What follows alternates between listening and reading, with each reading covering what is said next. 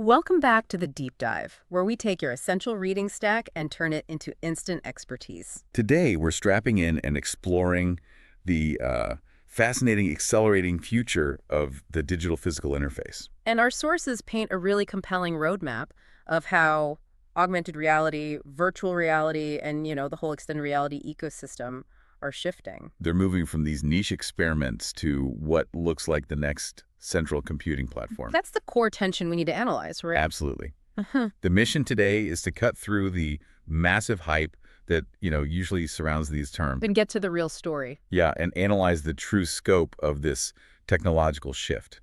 We're focused on the surprising strategic pivots of the biggest players, the explosive market growth, and, I think most importantly, The money. the tangible, undeniable, real-world return on investment that is now driving this massive enterprise adoption. Okay, before we dive into the numbers, we should probably clarify the alphabet soup of acronyms here. Good idea. Because the definitions are really foundational to understanding the market shifts. We're talking about extended reality, or XR. Which is the big umbrella term for the whole field.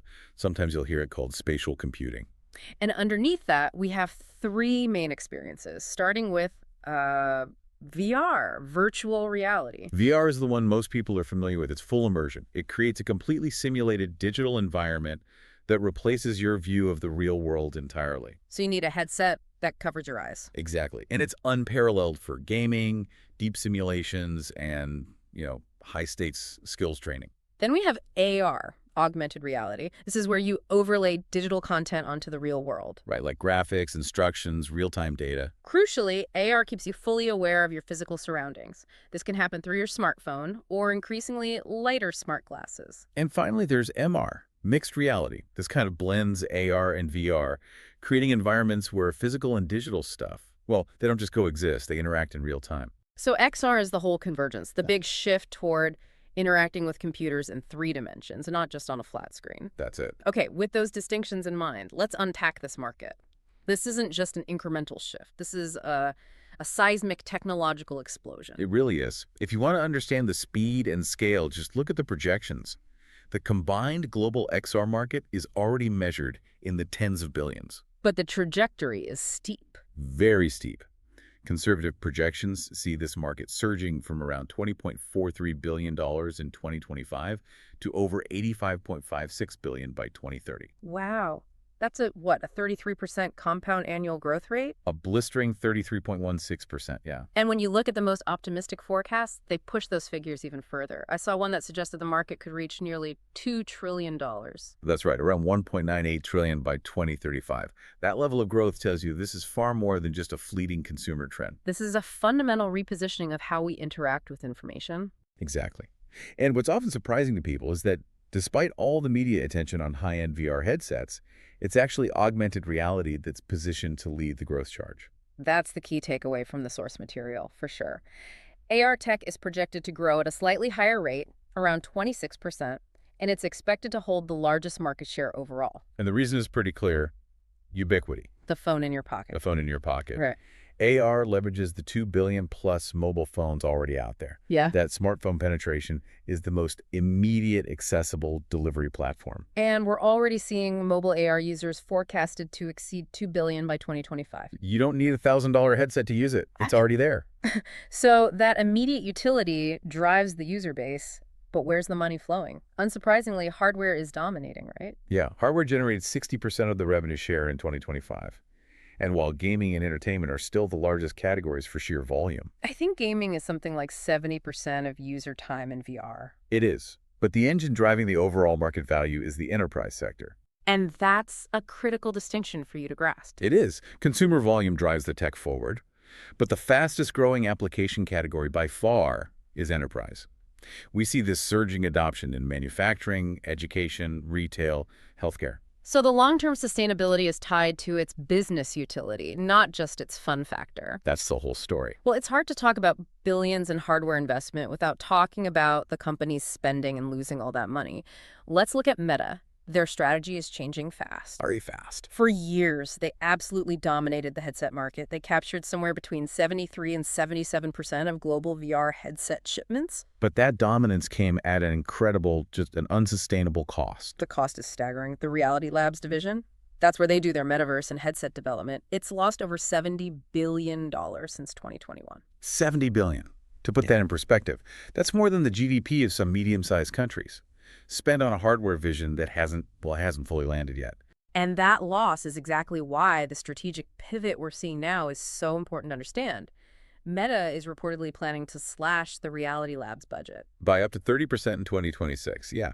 But this isn't them abandoning spatial computing. It's more of a strategic retreat and a realignment. A realignment toward AI. Precisely. That capital is being aggressively redirected toward artificial intelligence and AI-powered smart glasses. For 2025 alone, their capital expenditures are expected to be around $70 to $72 billion. And most of that is for AI. The overwhelming majority is for AI development. They see that AI glasses are the low entry point into on-body AI. It's a totally different technical approach, isn't it? VR headsets like the Quest prioritize immersive output, what you see. Right. These new AI glasses, like the Meta Ray-Bans, they prioritize input, what the computer sees, hears, and analyzes from the world around you. That's it. They're focusing on immediate, seamless utility, not total immersion. And the success is immediate. The displayless smart glasses category is expected to grow an explosive 47.5% in 2025. So they're getting users used to face-worn computing without the bulky headset. It's the bridge to full mixed reality. It's the necessary bridge, yeah. Yeah. And the competition is heating up. We see strong contenders emerging like Xiaomi and Exoreal. And of course, you can't ignore Apple. Apple is taking a distinctly different route. They're prioritizing their 2026 smart glasses, and the rumor is they'll be marketed as a fashion accessory. Right. They won't initially have a display like the Vision Pro. It's all about voice-based functionality. Which is so interesting because it means their success is completely dependent on having a really, really good next-generation Siri. It has to work flawlessly. The rumored features visual intelligence to ID plants, real-time translation, photos. It all points toward utility and fashion first. It's subtle AR. And that brings us perfectly to the long-term drivers of this whole ecosystem. Yeah. Enterprise and training transformation. This is where the ROI becomes so high that ignoring it becomes competitive risk. Enterprise users are expected to drive 60% of total VR revenue by 2030. And the proof is in the pudding. 75% of Fortune 500 companies have already adopted VR for some kind of training. And total enterprise spending is expected to hit $67 billion this year. Businesses just don't spend that kind of money on fads. No, they spend it on efficiency. And the training data provides the real aha moment for any business leader listening. The gains are just stunning. Okay, lay on me. Studies show that learners using VR training completed programs 4 times faster than traditional classroom instruction. 4 times faster is massive, but is the quality there? How does the knowledge retention compare? The quality is actually higher. Learners stayed 4 times more focused than in standard e-learning, and they showed a 3.75 times greater emotional connection to the content. So that cognitive engagement just locks in the learning. It does, and this translates directly to employee confidence. Learners showed up to 275% more confidence in applying their new skills. Which means fewer mistakes, less supervision, and higher quality work right from the start. And when you implement it at scale, the sources show it can achieve a 52% cost reduction compared to a traditional classroom. So it's not just faster, it's massively cheaper in the long run. We have specific examples. Boeing, for instance, achieved a 75% reduction in training time for complex assembly work. They cut months of classroom theory down to just days of practical, immersive application. But the most dramatic jump I saw was from Delta Airlines. They boosted technician proficiency checks from 3 per day to 150 per day. It's almost hard to believe. 3 to 150. That's a 5,000% increase in training throughput. That kind of gain fundamentally changes how a company staffs its operations. It means one technician can now achieve in a single day what used to take them nearly 2 months. That isn't just efficiency. That is a revolutionary acceleration of their workforce. And this transformation goes beyond just training into real-time industrial maintenance using AR. How's that making a difference on the factory floor? The sources confirm AR is a game changer there. AR-enabled teams have been shown to cut average repair times by as much as 40%. And overall, 75% of industrial companies using AR or VR report a 10% improvement in operational efficiency. Right. And it's practical. It works by providing these real-time digital overlays directly onto the physical equipment. So a technician looks at a machine and sees its vital signs. Exactly. Through smart glasses, they can instantly see diagnostics, temperature, pressure, RPM overlaid right on the machine, with step-by-step repair instructions, or even a live video feed from a remote expert. That remote expert support must be huge. And we're seeing similar high-impact adoption in, what, healthcare and retail, too? We are. 40% of healthcare providers now use VR for patient treatment or staff training. And the results in medicine are just critical. AR-guided procedures have been shown to reduce surgical mistakes by 40%. And boost accuracy by up to 99%. In a field where precision saves lives, those numbers justify the investment immediately. Meanwhile, on the consumer side, AR is already changing how we shop. Things like AR try-on experiences. Like placing furniture in your living room virtually or seeing how sunglasses look on your face. That stuff boosts purchase conversion by 98%. It's an incredible number, and that's why retailers are investing so heavily. It's predicted that half of U.S. consumers will be using AR for shopping by 2027.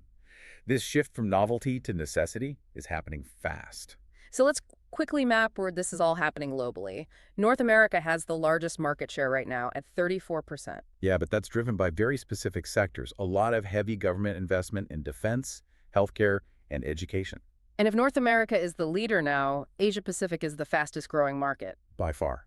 It's growing at a CAGR of almost 23%. No. And that's fueled by rapid industrialization and huge tech initiatives in countries like China, Japan, and India. They see this as essential for leapfrogging older industrial methods. Okay, finally, let's circle back to the consumer base and how they're diversifying beyond just gaming. Which still holds the lion's share of user time, about 70%. But the sources show a much more diverse portfolio of applications now. 42% of VR device owners use them for watching movies or TV. Creating a massive personalized digital theater. And fitness is another surprisingly strong use case. 35% of users use VR for workouts. And it's highly effective, too. I read that interactive VR workouts can burn over 500 calories an hour. So you're burning off a full meal while, battling a virtual opponent or boxing. Sure. It changes how you think about home fitness. It's not a chore. It's a game with real physical results. And the last piece of diversification, 22% of users are using VR for creative activities, music, video, art creation. So it's moving past pure consumption to digital creation.